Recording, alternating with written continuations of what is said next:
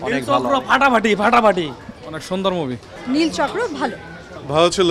Arifin Shuvo was really good over there. অনেক সুন্দর জি সমসাময়িক একটা ছবি, ভালো হয়েছে। নীলচক্র কেমন ছিল? মোটের উপর ভালোই। ভালো ছিল নীলচক্র হ্যাঁ, খুবই বোরিং সিনেমা। নীলচক্র সমসাময়িক ফাটাফাটি একটা ছবি।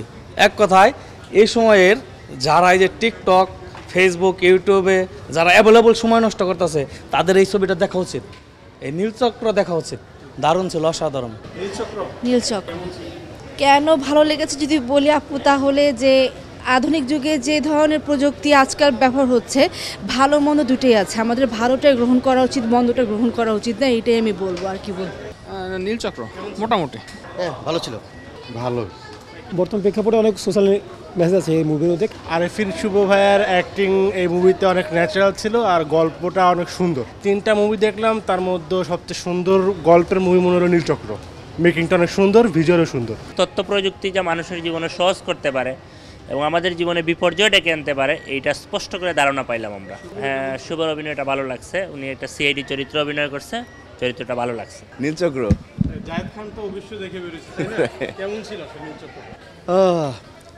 দেখো, আমার অভাবে এই যে সিনেমার দশা হয়েছে, এটা দেখে আসলে মানে কিছু বলার নাই। তবু সিনেমা দেখতে আসি, ভাই বোনেদের সিনেমা ভালো লাগে। আরিফিন শুভ অনেক শক্তিমান অভিনেতা, আমরা জানি।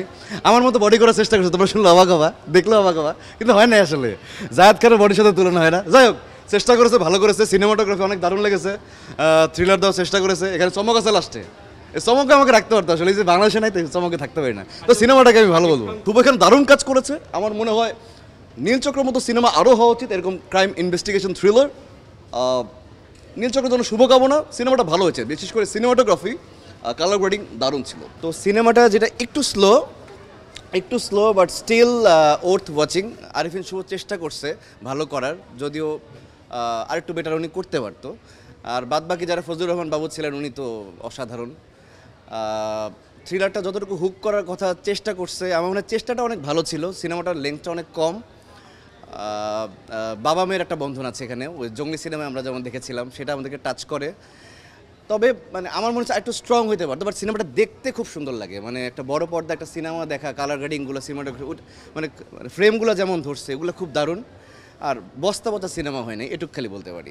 আরিফিন শুভ ভাইয়ের জন্য অনেক শুভকামনা।